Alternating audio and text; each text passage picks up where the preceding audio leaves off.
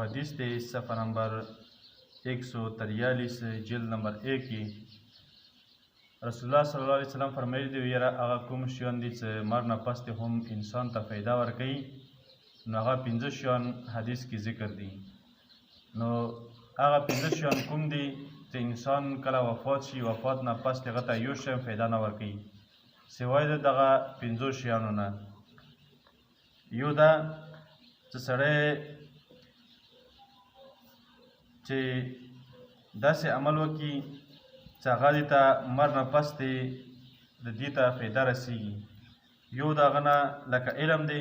چې نورو خلکو ته یې ښیلی وي خپل عمل کړي او نورو خلکو ته یې ښیلی وي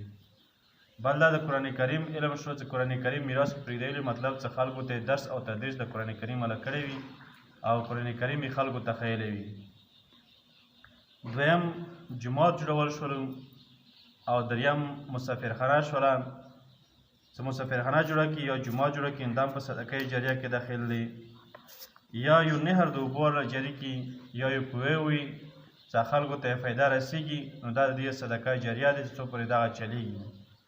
او بل داسې یا د خپل مال نه داسې طریقې صدقه وباسي چې هغه صدقه د دې لپاره د صدقه جاریه سبب وګرځېږي نو دغه 15 شیان د نبی کریم صلی الله علیه وسلم یو بل حدیث مبارک دی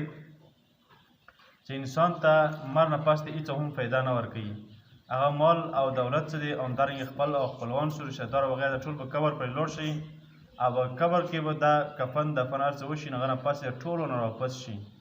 سوای د خپل عمل نه بقیر سره هېڅ هم نه پاتې کېږي نو وروڼو موږ تاسو ته پکار دي چې دا کوم 15 شیان د حدیث کې ذکر شولو صدقه جاریه مال نه پس هم فایده ورکوي نو موږ تاسو ته پکار دي چې دا صدقه جاریه کوم عمل دی دغه عملو به عمل وکړم او دا حدیث دی په دې حدیث باندې عمل وکړم نو مرګ نه پس به موږ تاسو ته فایده رسېږي او همدارنګې د نیکیو سلسله به جاري وي همدارنګې دا کوم چینل دی یا د یوټیوب والا او همدارنګې فیسبوک پیج دی مو دې نیت سره جوړ کړی چې موږ ته فایده رسېږي او څوک یې اوري هغو ته هم فایده رسېږي او همدارنګې مخکې نورو خلکو ته رسول نو دا هم په صدقه جاریه کې داخلېږي چې نور خلک دې به عمل کوي نو څوک یو سړی شیر کړي او بل کس یې واوري عمل وکړي دا په دې صدقه جاریه کې داخل دی موږ تاسو ته پکار دي چې مخکې موږ دغه پیج یا دغه چینل څه وچلوو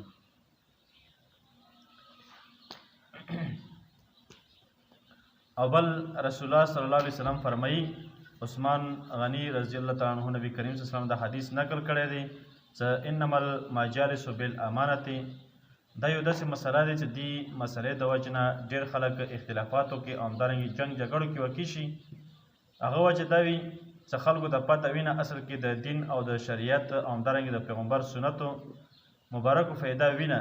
نو دې د وجې نه بیا معاشرې کې جنګ او جګړې جوړېږي د معاشرې یو ادب او یو عمل دا دی چې ګوره کوم ځای کې کوم مجلس وي خبره وشي نو هغه بیا نورو خلکو ته نه بیانول لکه دارنګې دې حدیث کې هم راغلی دی معنا راغلی دی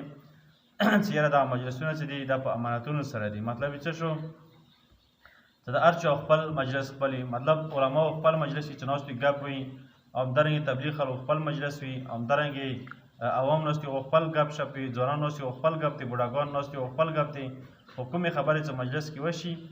خبرې بیا بل ځای کې نه بیانول که دا چیرې بیان شي